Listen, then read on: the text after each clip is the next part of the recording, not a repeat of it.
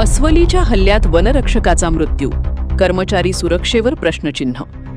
नवेगाव नागझिरा व्याघ्र प्रकल्पांतर्गत नागझिरा ब्लॉकमधील उमरझरी वनपरिक्षेत्रातील रिसाडा बीट येथे कार्यरत वनरक्षक शामू शरणागत यांचा अस्वलीच्या हल्ल्यात मृत्यू झाल्याची दुर्दैवी घटना 5 ऑगस्ट 2026 रोजी घडली.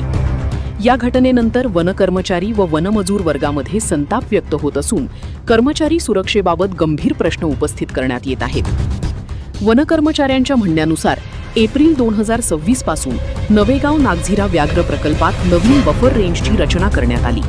त्यानंतर नवेगाव आणि नागझिरा असे 2 स्वतंत्र ब्लॉक तयार करण्यात आले. सध्या नवेगाव ब्लॉकचे उपसंचालक श्री अतुल देवकर तर नागझिरा ब्लॉकचे उपसंचालक श्री प्रीतम सिंग कोडापे आहेत. वनकर्मचाऱ्यांचा आरोप आहे की दोन्ही ब्लॉकमध्ये गस्तीसाठी वनमजुरांच्या नियुक्तीत भेदभाव करण्यात आला आहे. त्यांच्या म्हणण्यानुसार नागझिरा ब्लॉकमधील नागझिरा, उमरझरी, सडक/अर्जुनी, तिरोडा, कोका आणि गडेगाव या 6 रेंजमधील प्रत्येक कॅम्पसाठी केवळ एकच वनमजूर देण्यात आला आहे.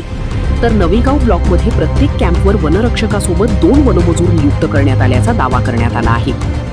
यापूर्वीही नागझिरा बफर क्षेत्रात गस्ती दरम्यान 2 वनमजुरांवर अस्वलाने हल्ला करून त्यांना गंभीर जखमी केले होते. त्या घटनेनंतरही मनुष्यबळ वाढविण्यात आले नसल्याचा आरोप कर्मचारी वर्गाने केला आहे. वनकर्मचाऱ्यांच्या मते अपुऱ्या मनुष्यबळामुळे वनरक्षकांना दुर्गम जंगल भागात केवळ एका वनमजुरासोबत गस्त घालावी लागत होती. अशाच गस्ती दरम्यान अस्वलीच्या हल्ल्यात वनरक्षक शामू शरणागत यांचा मृत्यू झाला असे सांगण्यात येत आहे. या घटनेनंतर नागझिरा ब्लॉकमधील कर्मचाऱ्यांच्या सुरक्षेचा मुद्दा पुन्हा ऐरणीवर आला आहे.